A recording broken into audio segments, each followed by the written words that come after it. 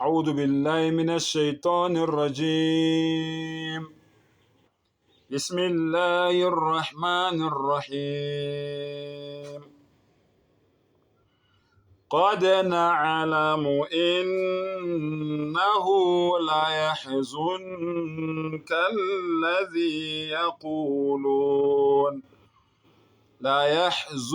الذي يقولون فإنهم لا يكذبونك ولكن الظالمين بآيات الله يجحدون. Sengathi Allah umdali wethu sonke angabusisa ukufunda kwezwi lakhe. Ngicela uAllah angivikele avikele nawe kusathane ongathandwa noqalekisiweyo. Egameni lika Allah onomusa onesihawu.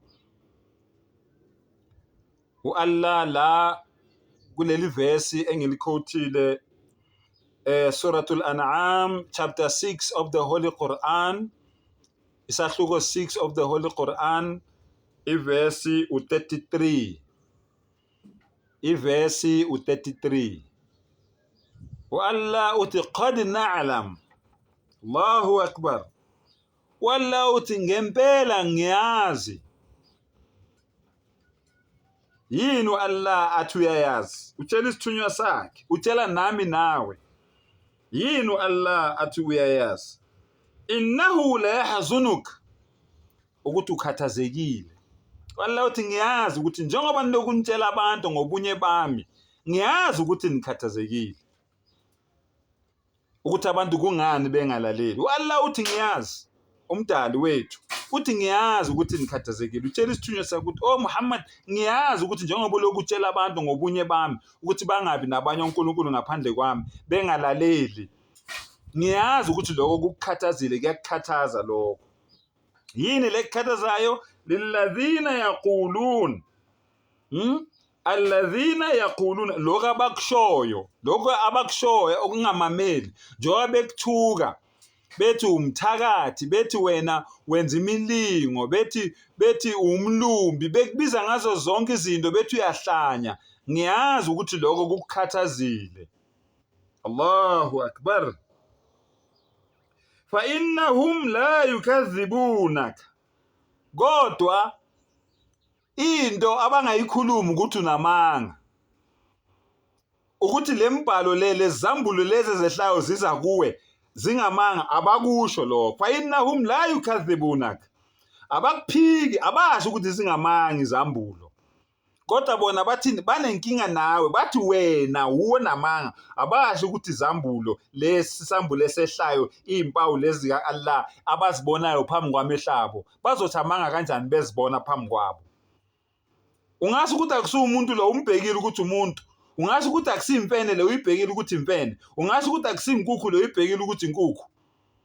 Nenza ngamabomu, umthetho niyawazi. Umdali ufuna untshela lokho namhlanje ukuthi nenza ngamabomu, umthetho niyawazi, ngoba aniphiki izambulo masinika namavesi eBhayibhelini. Aniphiki ukuthi lento niyayithola eBhayibhelini, aniphiki ukuthi lento niyayithola kuQuran, kodwa ngoba amakhandeni aqinile ngamahlongandlebe anifuna ukulalela. Inkinga yenu ile, umdali uyanitshela namhlanje ukuthi yini inkinga yenu. So umdali uthini? Uthi singakhathazeki, okwethu ukuthi siwudlulise umlayezo njengoba unjalo. Uma nisithuka, nisongela, nisizingela, nikhuluma whatever lokho enikushoyo ngathi, singakhathazeki. Isithunywa sakhe esithunywe uye, singakhathazeki. Thina ke we are the inheritors of the Anbiya alayhim salam. Thina yithi izindlafa, abadli bamafa, esashiyelwa ifa uMuhammad sallallahu alaihi wasallam, ngoba washo kahle wathi ana khataman nabiyyin, mina ngiyisivalo, mina ngowogcina kuchungechunge lonke lezithunywa zika Allah ezeza emhlabeni, nabalethi beindaba ezimnandi abeza bezotshela abantu iqiniso. Mina ngingowogcina, la nabiya ba'di, akekho omunye omunye ozonilethela lezo ndaba lezo ngaphandle kwami ozoba yisithunywa njengami akekho. Allahu akbar. Wala kitaba ba'da kitabi, ayisekho enye incwadi yeqiniso ezovela ngaphandle kwale ncwadi le okuyi-Holy Quran okungamazwi komdali. Ayisekho enye yobuyivele, zonke zizovela ezamanga. Allahu akbar. Wala shari'ata ba'da shari'ati, ayisekho enye inkolo yeqiniso eyobuye ivele ibe khona emhlabeni ngaphandle kwenkolo yokuthi ungabi nabanye onkulunkulu ngaphandle kukamenzi wakho. Yingakho Allah esitshela straight ku-Quran, wa man yabtaghi ghayra al-islami dinan, loyo muntu loyo othatha noma yiphi inkolo ayenze inkolo yakhe ngaphandle kwenkolo yobunye bukaNkulunkulu, ngaphandle kwenkolo yokuthi ungabi nabanye onkulunkulu ngaphandle kamdali wakho, ungamenzeli abalingani, ungamenzeli ithombe, ungenzi ithombe ebaziweyo uyikhonze egameni lakhe, ungakhonzi uSathane egameni lakhe, ungamenzeli ifaniso, ungamenzeli abalingani. Ungakakwenzi lokho, ayisekho enye inkolo eyofika eyokutshela okunye. Inkolo eyofika ikutshela okunye inkolo yamanga. Njengoba namhlanje zikhona nje inkolo zamanga, ngoba neBhayibheli njengoba silifunda lithi ubunye bukaNkulunkulu yiyo into ebalulekile. Ayikho into edlula ukubaluleka ebaluleke njengobunye bukaNkulunkulu. Ungamxubi nezidalwa zakhe, akaxutshwa. Ungamenzeli ifaniso, ungamenzeli abalingani, munye uzimele, akazali, akazalwanga endalweni yakhe, ayikho into efana naye. So Allah uthi singakhathazeki mabe sithuka bekhuluma konke abakuthandayo, kungasikhathazi lokho, kodwa okusalayo abasho ukuthi lento esibatshela yona ingamanga. Allahu akbar. Walakinna adh-dhalimina bi-ayati llahi yashhadun. Njengoba bengasho nje ukuthi lento esibatshela yona ingamanga, kodwa benze njani? Kepha abangalungile bayaziphika izithunywa zika-Allah. Baphika izithunywa zika-Allah, baphika izambulo zika-Allah, bazi ukuthi lento abayenzayo i-wrong. Lokuphika izimpawu nokuphika izambulo zika-Allah zeqiniso, baphika bazi kahle ukuthi i-wrong lento abayenzayo, hayi ukuthi abazi. Yingakho Allah ethi lima takfuruna bi-ayati llahi wa antum tashhadun.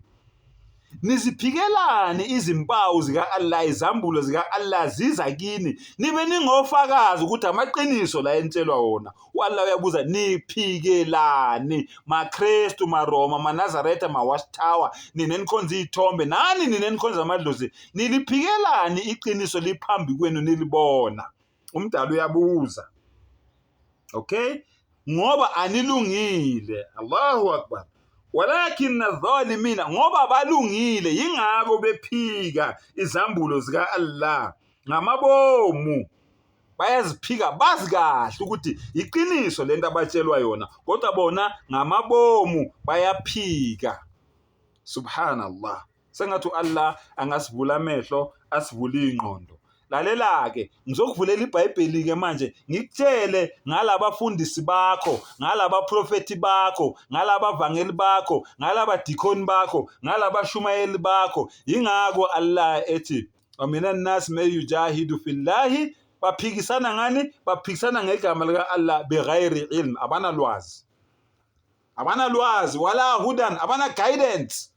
Abana guidance, ngiyakuphinda lokho, abanalwazi, abana guidance. AmaRoma, amaKristu, amaNazaretha, amaJuda, amaWatchtower, abana guidance, abana lwazi, abazi nix, abana guidance.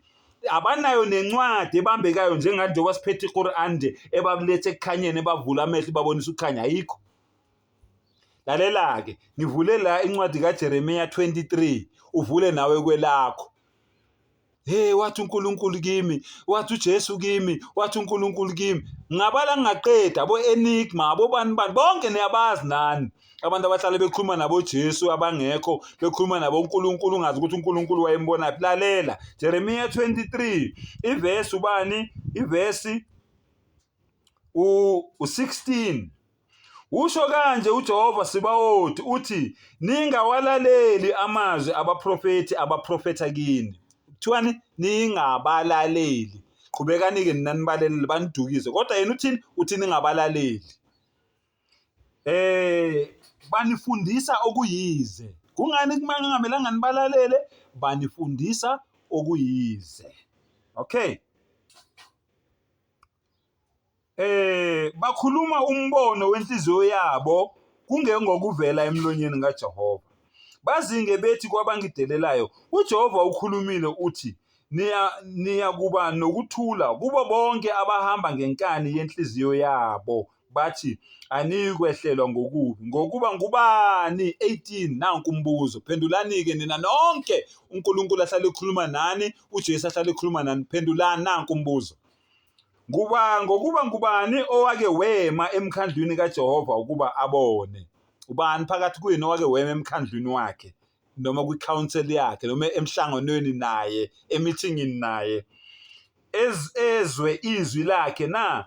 Ngubani oqaphele izwi lakhe walizwa na? Nanku umbuzo, phendulani.